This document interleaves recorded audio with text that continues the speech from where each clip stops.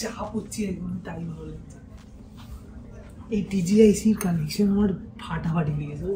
হ্যাঁ, ঘুড়ি আমি খুব একটা ভালো সত্যি ওড়াই না, কিন্তু এই ঘুড়ি ওড়ানোর সময় চিরকাল পাশে থেকেছি, এবং ওই যে ঘুড়ি কেটে গেলে অকারণ দৌড়ে বেড়ানো, যে ঘুড়িটাকে ধরতে হবে।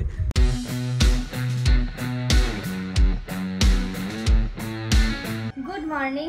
আজ শনিবার, সকাল সকাল ট্যাব গেছে খেলতে। এখন বাজছে 9:30। তো আমি উঠে গেছি 9:45 নাগাদ। তো উঠে আমার সমস্ত কিছু হয়ে গেছে। আমি এখন চাটা বসিয়েছি, এবার চাটা খাবো, তারপরে নিচে যাব, গিয়ে দেখি ব্রেকফাস্টে একটা আজ একটু গোলা রুটি খাওয়ার ইচ্ছা হয়েছে। তো ট্যাবকে বলেছি, হোয়াটসঅ্যাপ করেছি, যদিও বলে ও খাবে তাহলে ওরটাও বানাবো, নাহলে আমারও খেতে ইচ্ছা হয়েছে। নিচে দেখি কার কার ব্রেকফাস্ট বাকি আছে, তাহলে সবাইকেই জিজ্ঞেস করে বানাবো সেটা। আর যেহেতু শনিবার, তাই অনেকগুলো কাজ আছে, তো সেই কাজগুলো নিয়ে একটার পর একটা কমপ্লিট করতে হবে। আর ট্যাব আসলে পরে আবার তারপরে ট্যাবকেও বোঝাতে হবে যে এইগুলো বাকি আছে, এগুলো করো। সারা সপ্তাহ যা হয় জমে থাকা কাজ, তো সেই সব নিয়েই আজকের দিনটা। তো চলো, এখন বাজে 4:30, লাঞ্চ হয়ে গেছে, বাড়ির সব কাজটা হয়ে গেছে, একটু রেস্টও নিয়ে নিয়েছি। এখন বেরোচ্ছি, তারপর মাকে নেবো, দিদিকে তুলবো অফিস থেকে, তুলে একটু যাওয়ার আছে রবীন্দ্র সদন, ওখানে কিছু কেনাকাটা করার আছে, তো সেটার জন্য বেরোচ্ছি। সব ব্যাগ ট্যাগ নিয়ে নিয়েছি। ওদিকে ট্যাব আবার ট্যাবের দরকারি জিনিসপত্র নিচ্ছে, কারণ আজকে যেহেতু শনিবার, কাল তো রোববার, কাল খেলতে যাওয়া আছে, আর মায়ের বাড়ি থাকলে ওখান থেকে খেলতে আসবে, মানে ওখানকার জিনিসপত্র নিতে হবে। তো এইদিকে দেখাচ্ছি। বাহ, কি হয়েছে বাবা, দম মনে হচ্ছে লাশ নিয়ে যাচ্ছে, এমন লাগছে দেখতে। ওরমভাবে বলো না লাশ, বাট এটা মানুষ ঢুকে যাবে। ও মাই গড। তোমার আমাদের আজকে যেহেতু ওই বাড়ি থাকার প্ল্যান, ওই বাড়ি যাওয়া হলেই খেয়াল করে দেখবে 14 রকমের ব্যাগ থাকে আমাদের। ওটা দেখতে পাচ্ছ না, ওর হাতে 2টো ব্যাগ রয়েছে। আমার এটা ল্যাপটপ ব্যাগ, রাতে গিয়ে এডিট করতে হবে। এটা আমার কাল সকালে খেলতে আসার ব্যাগ। তারপর কালকে আবার যাওয়ার আছে শাহিনীদের বাড়ি। ভাগ্যি ভালো ওটার জন্য ব্যাগ নিতে হয়নি, নাহলে না, ওটার জন্যই তো আমার এই ব্যাগটা। এই জন্য আমি রোজ আগে বেরোই, নিচে গাড়ি বার করে জায়গা মতো রাখি, যাতে এই বেরোনোর সময় নিচে এগুলো নিয়ে হাঁপা করা মুশকিল। তাই এই করতে করতে আমি ঘেমে গেলাম। আজকে আবার বহুত কেনাকাটির ব্যাপার আছে, চললাম। Bye bye. এই চাবিটা নিও, ভালোভাবে দিতে হবে। ও হ্যাঁ, ছাদের চাবিটা নিতে হবে।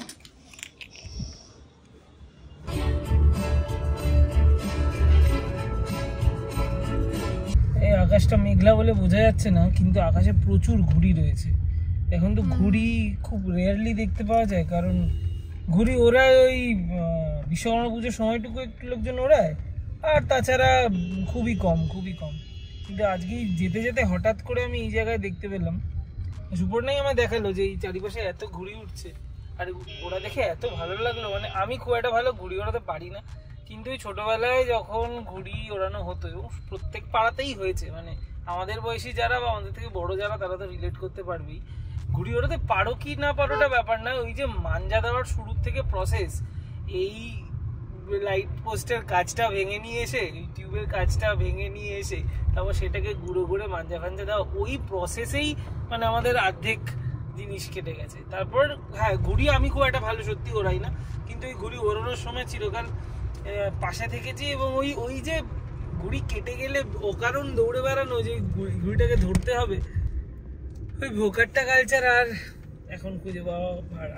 আই ডাউট যে এখন মানে ওইরকম ভাবে আর ঘুড়ি ওড়ানো হয় কিনা। আমি তো দেখিও না সেরকম ঘুড়ির দোকান ফোকান। আমাদের ওই সময় মোটামুটি ফুটবলের, আমাদের মনে আছে ছোটবেলায় একটা দোকান ছিল, আমরা ফুটবলের ওই কাপগুলো সারাতে যেতাম।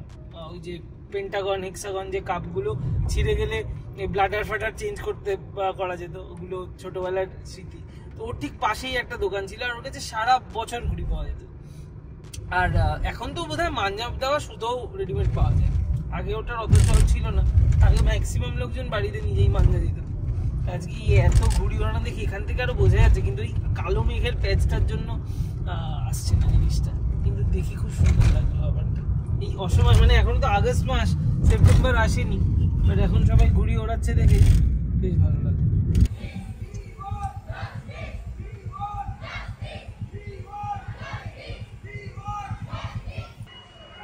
গাড়ির ভেতরে বসে আছি আমরা, আর এই হচ্ছে শ্যামবাজারের কারেন্ট পরিস্থিতি।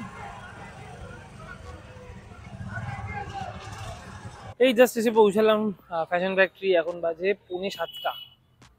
এটা হচ্ছে লি রোডের ফ্যাশন ফ্যাক্টরিটা, যেটা আগে ব্র্যান্ড ফ্যাক্টরি নামে ফেমাস ছিল, তোমরা সবাই জানো। আর এখানে গাড়ি দেখেছি, দেখো এই অবস্থা, চারিপাশ পুরো জলে জল। ওই জায়গাটা রাখলে বোধহয় একটু বেটার হতো, কিন্তু ওটা প্রথমে বুঝতে পারিনি। এই আমাকে পার্কিং এর লোকটা বললো এই জায়গাটা চাপাতে, আর অনেক কষ্ট করে সাইড করে চাপিয়ে এই ইট দিয়ে টোপকে, মানে মোটামুটি পুরো জিমনাস্টিক দেখিয়ে ভিতরে মানে এই পারে এসছি। আমার এইটা করতে বেশ সময় লাগছিল, তাই টুকটুক বৃষ্টিও পড়ছে। সুপর্ণা মা দিদি ভিতরে ঢুকলো, আমিও এবার ঢুকবো ভিতরে। বেকায়দা সেল চলছে এখানে। পিউমার আপ টু MRP 4499 যা আছে তা ফ্ল্যাট 1299। এইদিকে অ্যাডিডাস, স্কেচার্স, রিবকে ফ্ল্যাট 60, তারপর ফ্ল্যাট 50 দেখতে পাচ্ছি ওইদিকে বেশ কিছু জিনিসে। এখানে কুর্তি রয়েছে ফ্ল্যাট 40% অফ, তার সাথে আবার অ্যাডিশনাল 200 অফ যদি পুরোনো ক্লোথস নিয়ে আসা। এই অফারটা আমাদের কলেজ লাইফেও আমি অনেকবার করেছি। পুরোনো জিন্স টিন্স এনে দিয়ে অফার পাওয়া যায়। এটা ব্র্যান্ড ফ্যাক্টরি, এটা বহু পুরোনো মানে সিস্টেম, ভেরি গুড এটা আমার মনে হয়। আর কালেকশন তো এখানে সবসময় সব থেকে ভালো থাকে। আপাতত ওরা কুর্তি সিলেক্ট করছে। এটা দেখতে সুন্দর, ইয়েলো। হ্যাঁ, দিদিকে ভালো লাগবে, দেখো এই যে প্যান্টটা কেমন লাগছে? প্যান্টটা কত বলেছি কিন্তু আমার, বলো? একটা পায়ের নিচের দিকে, একটা পায়ের উপর। আর জামাটা সাদা তো সবসময় ভালো। সবসময় ভালো লাগে, কি বলবো।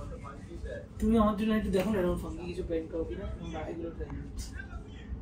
বেশ ফাঙ্কি লেগেছে আমার জিনিসটা, কালেকশন হিট। এই প্যান্টটা সবার সাথে যাচ্ছে, তাই না? এই প্যান্টটা এমনই, এটার সাথে সব কিছু প্রথমে সাদা জামাটা আর অত ভালো লাগছে না, দুটো পরা। এই দুটো, তাহলে এই দুটোই নাও। আরেকটা রয়েছে ওই, হ্যাঁ চা পড়ছি একদম, তাই ভালো লাগছে।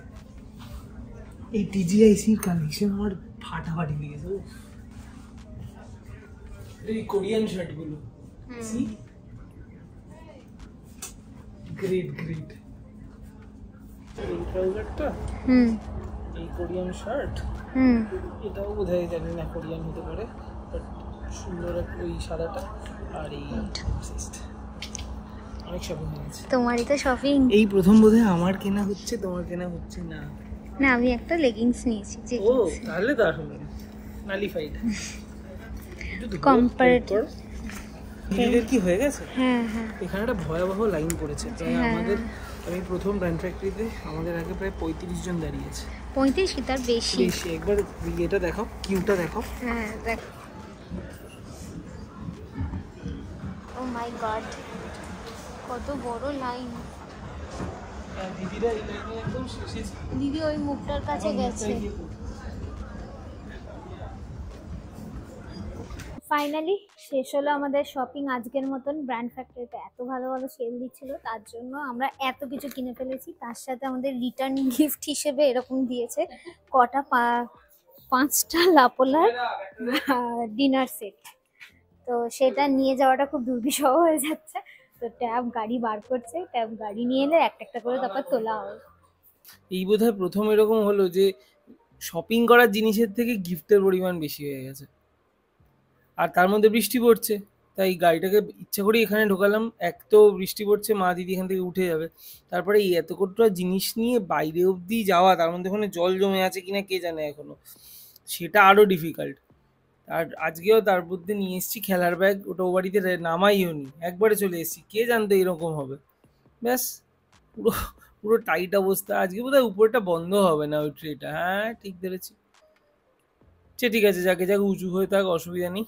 বৃষ্টি পড়ছে আর অ্যাটলিস্ট সব কটা জিনিস পিছনে ঢুকে গেছে, কারণ এটা এই পিছনের সিটের নিচেও রাখা যাবে না, কারণ মা দিদি তাহলে বসতে পারবে না। অ্যাটলিস্ট এই কাজটা হয়ে গেছে, এখন বেরোই, খিদেও পাচ্ছে। বাজে এখন 10:30। এই জাস্ট বাড়ি এলাম, ট্যাব গেছে গাড়ি রাখতে। আমরা সব অত জিনিসপত্র নিয়েই উঠে আর ফ্রেশ হব, তারপরে ডিনার করব।